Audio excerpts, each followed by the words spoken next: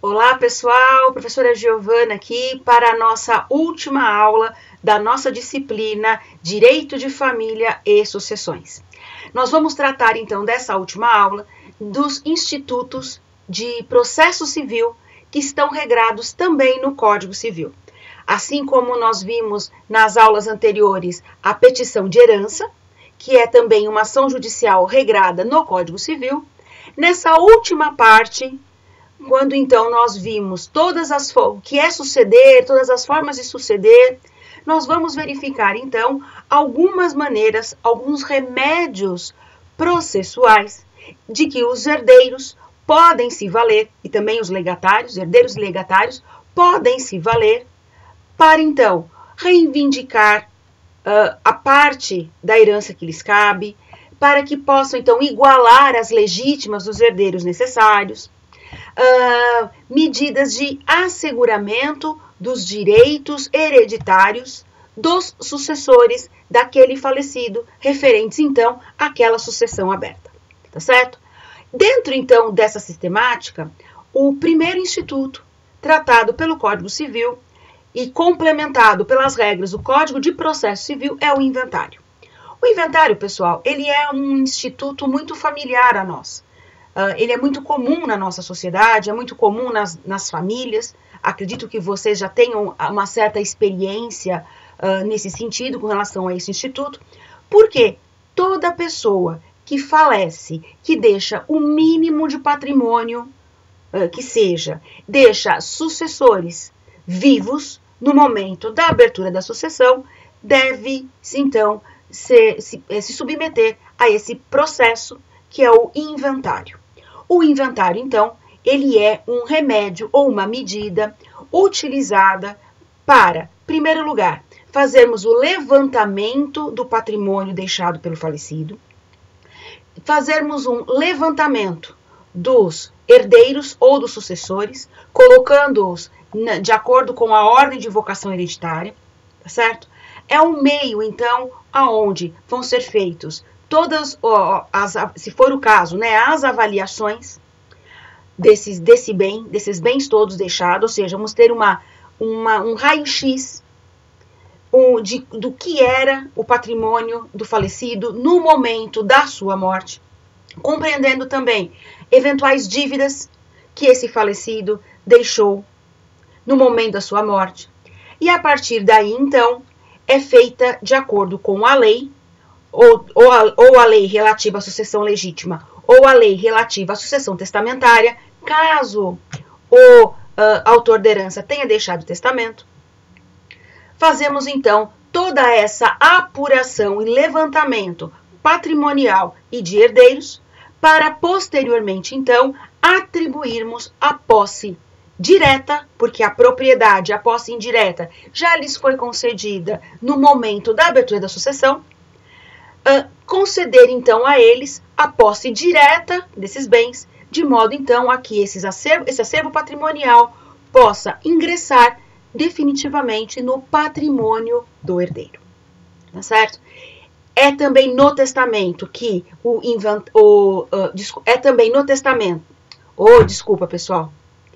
é também no inventário que o testamento é aberto, é também no inventário e que vamos apurar a validade desse testamento, para então podermos distribuir o patrimônio do jeito que o testador deixou ali consignado no testamento, tá certo? Verificamos também eventuais nulidades, verificamos existência ainda daquelas pessoas que foram beneficiadas nos testamentos, se elas estão vivas ao momento da abertura da sucessão, de modo então para que toda aquela massa patrimonial, aquele acervo patrimonial, seja revertido para os herdeiros testamentários ou para os herdeiros legítimos do autor da herança.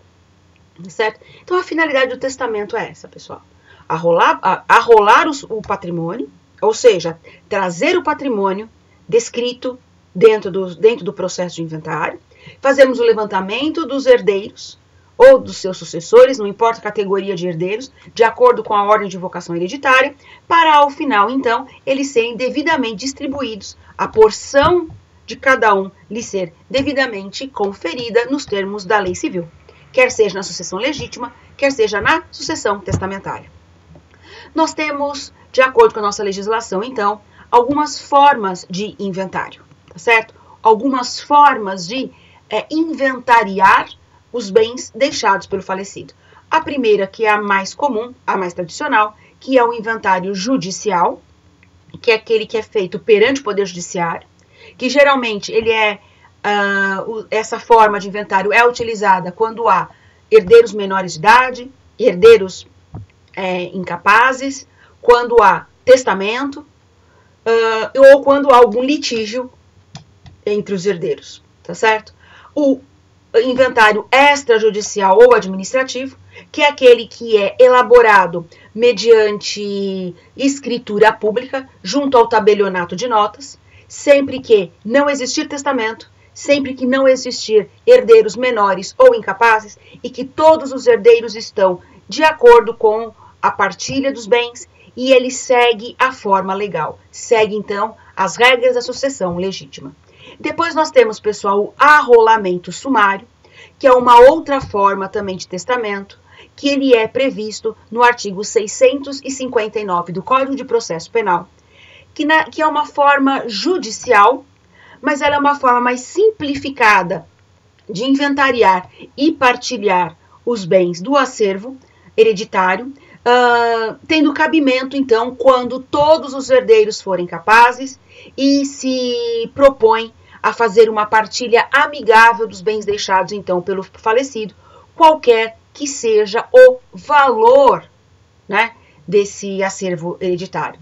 Geralmente, essa modalidade de arrolamento, ela também é utilizada quando houver apenas um herdeiro, e nesse caso, então, nós vamos para a adjudicação desses bens para esse único herdeiro. Não há necessidade de inventariar, não há necessidade de fazer buscas de herdeiros ou de sucessores, porque sabe-se, é notório que o falecido deixou apenas um único herdeiro, sendo que então não há partilha propriamente dita, porque todo o acervo patrimonial será destinado a esse único herdeiro. Então, se nós temos um único herdeiro, não há necessidade de partilha. Adjudica-se os bens do acervo patrimonial para esse único herdeiro. Depois nós temos também o arrolamento comum.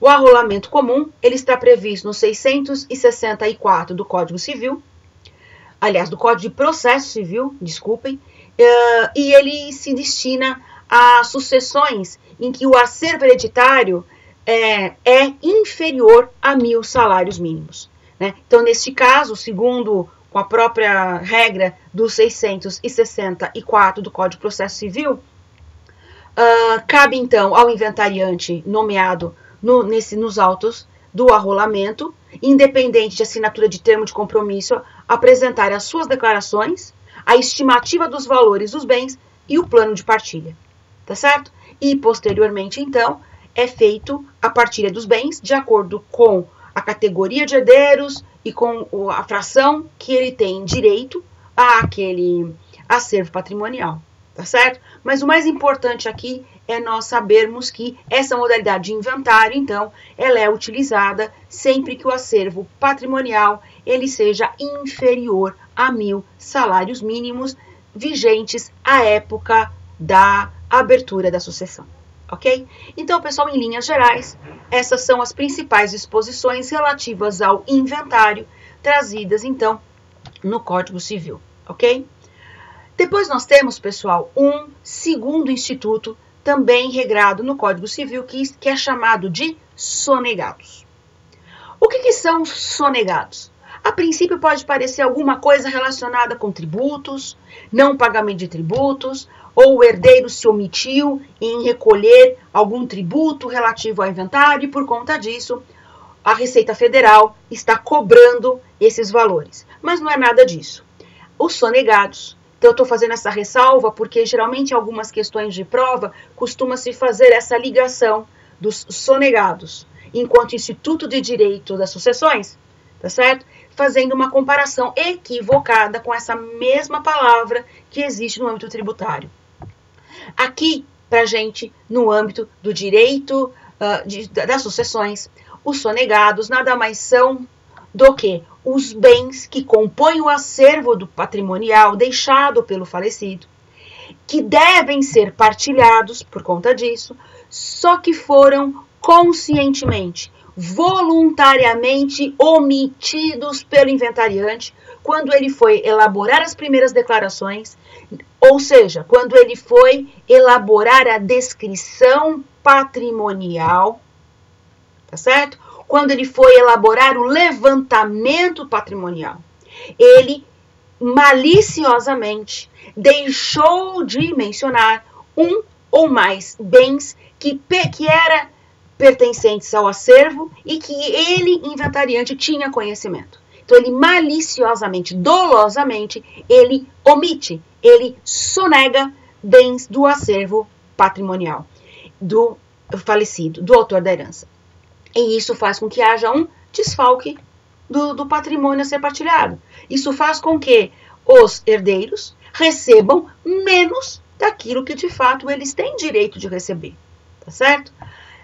Os sonegados, então, ele possui uma penalidade, ou seja, o inventariante ou o herdeiro que pratica sonegados, porque o herdeiro também pode praticar sonegados à medida em que ele, sabendo a existência de um bem que geralmente está no seu acervo patrimonial, que ele deveria indicar agora no rol de levantamento dos bens dentro dos autos e do inventário, ele não o faz, dolosamente. Então, aquele que incorrer em sonegados recebe uma penalidade.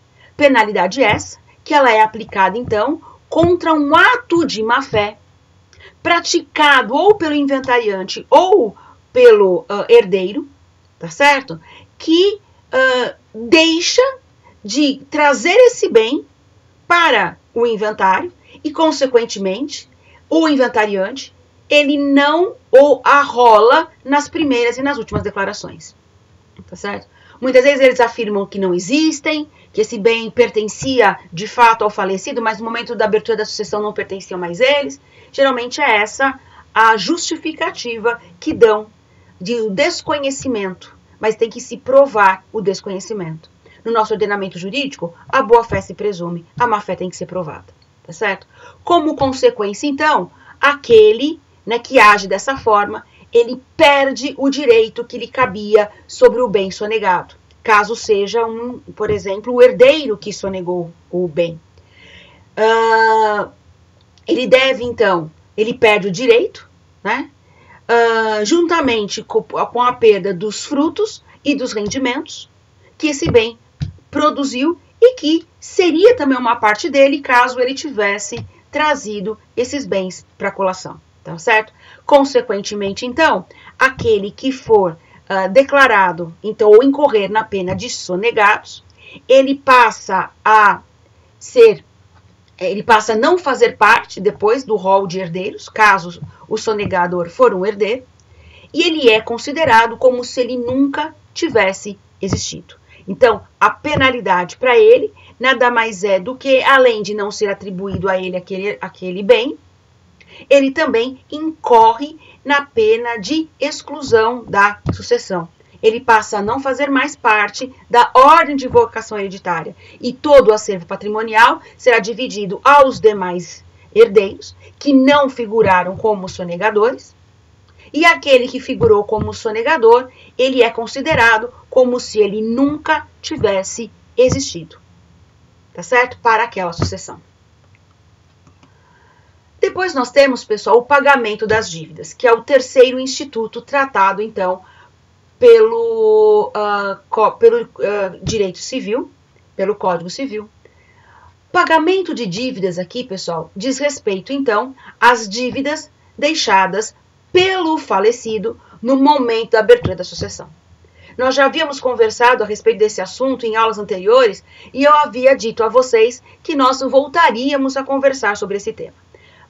Deixando dívidas, quem é que paga essas dívidas? São os herdeiros que pagam essas dívidas? Geralmente é essa a primeira noção que nós temos.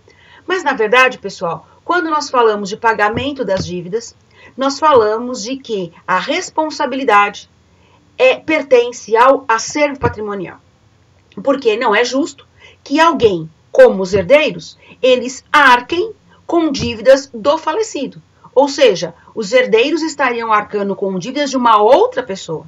Não foram eles que fizeram essas dívidas, tá certo? Então, nesse caso, não seria justo que alguém respondesse por uma dívida que não foi ele que fez, não foi ele que deu origem.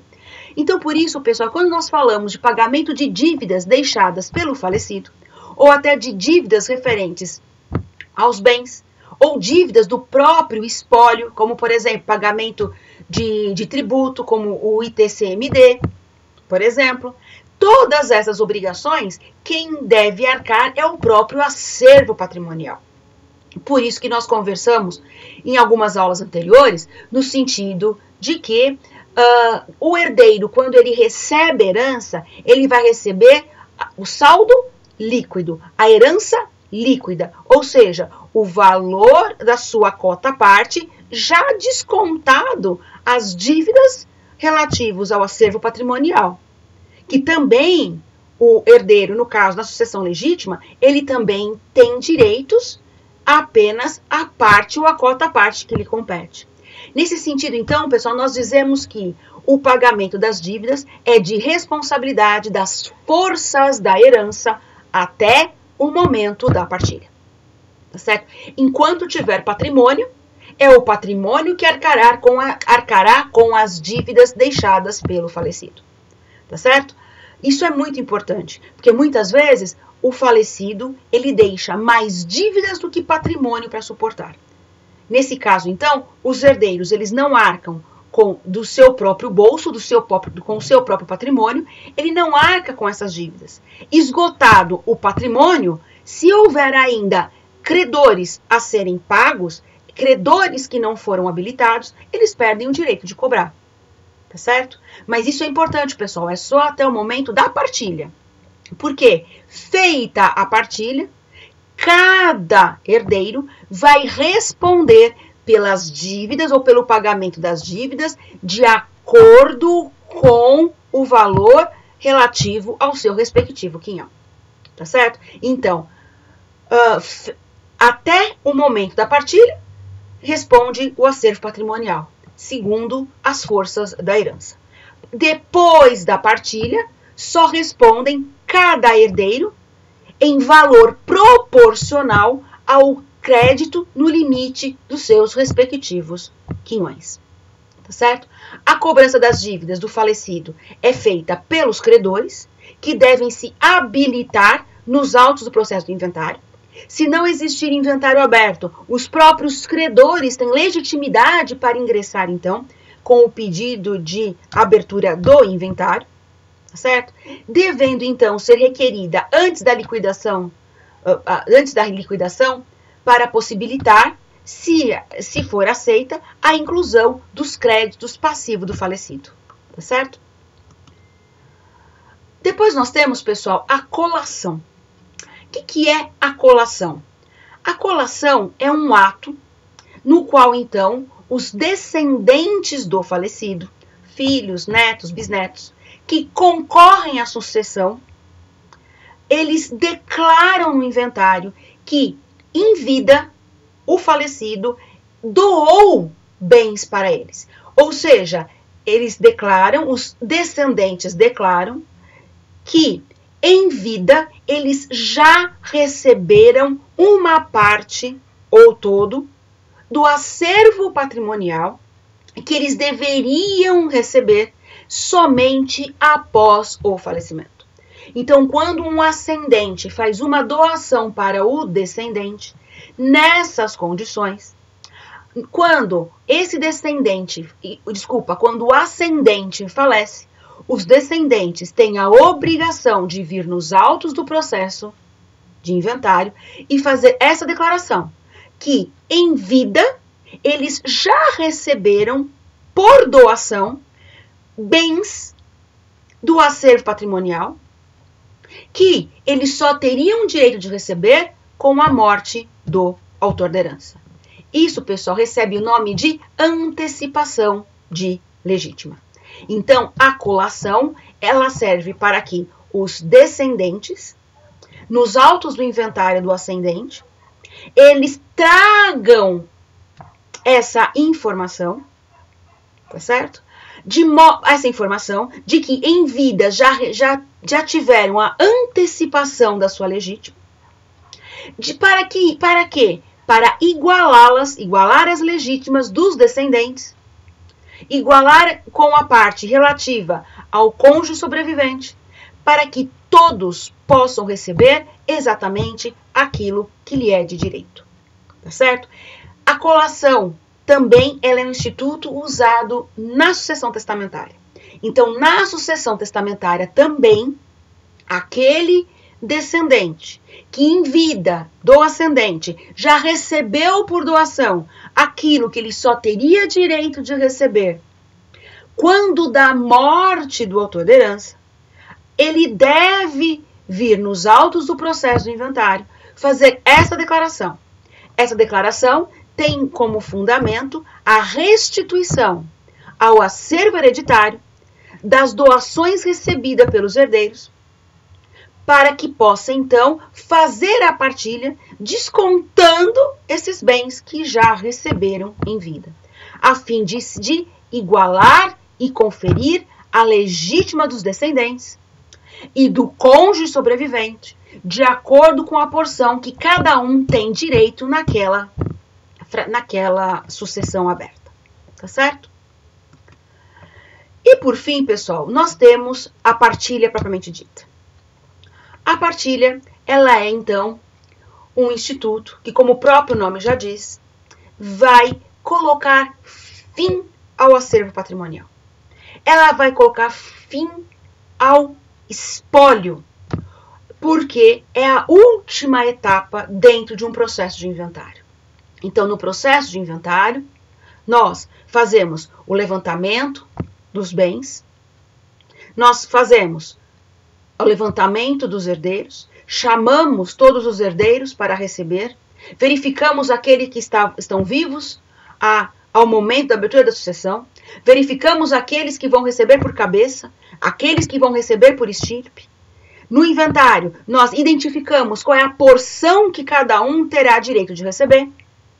Fazemos, então, o levantamento do patrimônio e, a partir daí, então, resolvida todas as pendências que possam vir a ter, como, por exemplo, a questão de bens que foram sonegados, de bens que têm que ser trazidos à colação, por exemplo, a questão de inventariante, por exemplo, de remoção de inventariante, ou seja, todos os incidentes que ocorreram no decorrer do processo de inventário.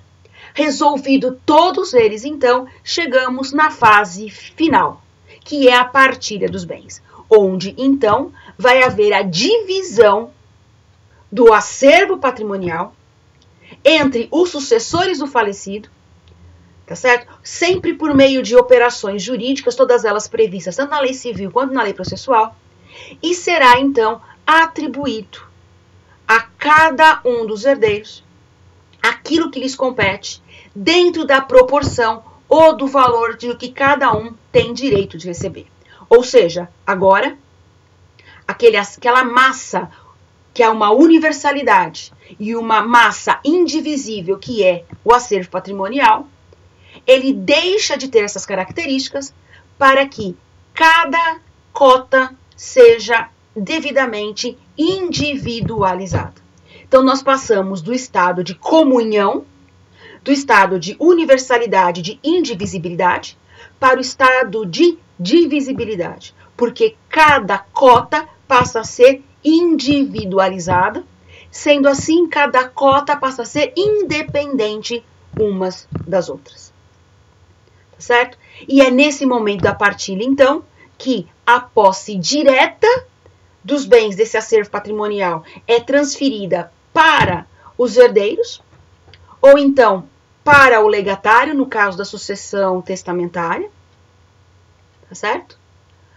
É nesse momento, então, em que desaparece o acervo hereditário e esses bens eles entram definitivamente para o patrimônio de cada um dos herdeiros habilitados, dos herdeiros que estão legitimados a receber a cota parte que lhes compete. Tá certo? Essa partilha, pessoal, ela é, então, passível de ser anulada, tá certo? A anulação essa que pode ocorrer de diversas formas, levando-se em consideração as espécies de partilha que existe no nosso ordenamento jurídico. A partilha ela pode ser amigável, ou ela pode ser consensual.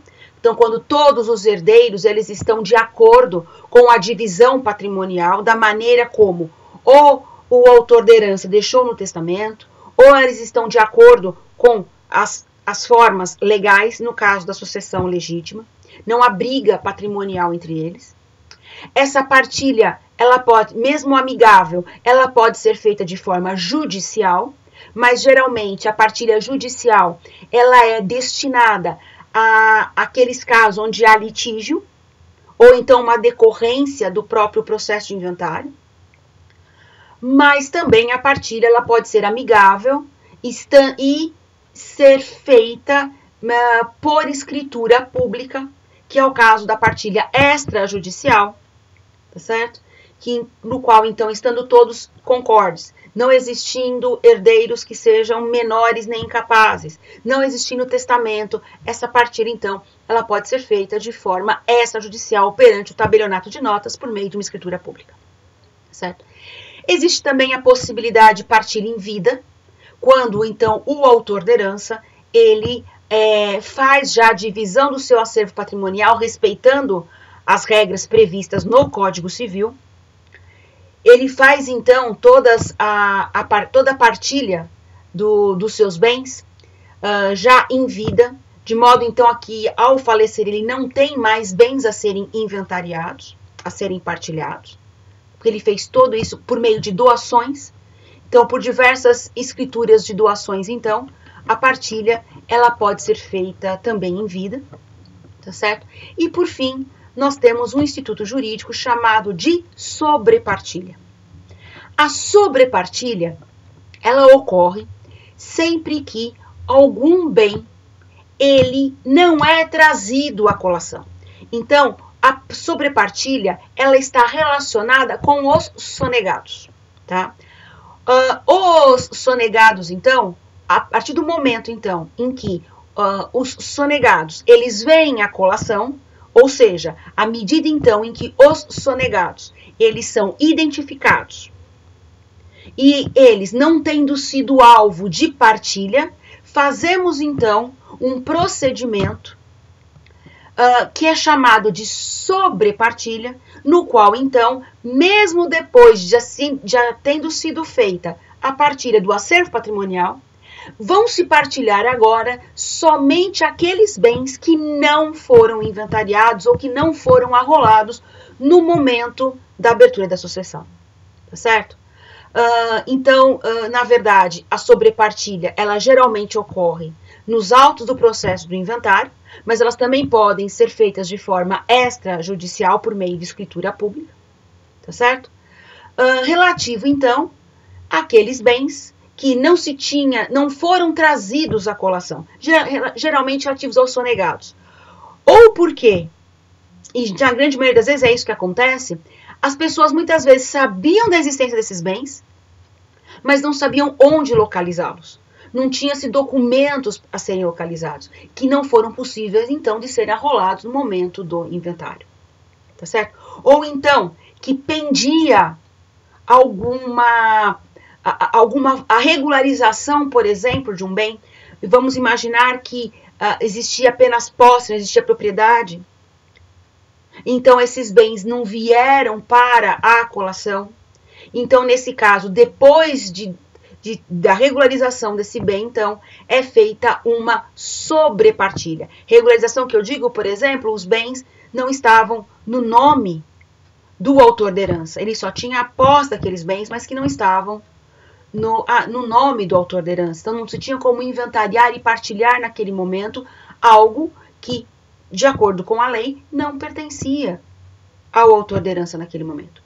Então, foi necessário primeiro a regularização, passando para o nome do autor da herança, para depois, então, poder partilhar esses bens. Razão pela qual, então, eles foram omitidos nos autos do inventário ou da escritura pública. Razão pela qual, então, agora, depois de regularizados, eles precisam ser partilhados. Então, geralmente, para melhor entendermos esse tema, a sobrepartilha, ela está relacionada aos bens sonegados, tá certo? E como eu havia comentado com vocês, pessoal, a partilha, em qualquer uma dessas formas, ela pode vir a ser anulada, mesmo depois que já haja o fim do processo de inventário, mesmo que posteriormente esses bens já estejam incorporados definitivamente no acervo patrimonial dos herdeiros. Tá certo? A partilha amigável, por exemplo, ela pode vir a ser anulada quando se constatar a existência de vícios do consentimento. Tá certo? Nesse caso, então, constatando a existência de dolo, coação, simulação. Tá certo? Ou alguns vícios sociais, como é o caso da simulação e da fraude contra credores, essa partilha ela pode ser anulada e o prazo prescricional para a anulação da partilha é de 1 ano, tá certo? De 1 ano contado, então, da partilha realizada nos termos do artigo 657 do Código de Processo Civil. A partilha judicial também, ela pode vir a ser anulada por sentença judicial. E todos esses regramentos nós vamos encontrar no artigo 658 do Código de Processo Penal. Código de Processo Civil. Desculpe-me, Código de Processo Civil. 658 do Código de Processo Civil. 657, no caso da partilha amigável, do Código de Processo Civil. Desculpem, eu acabei aqui me distraindo.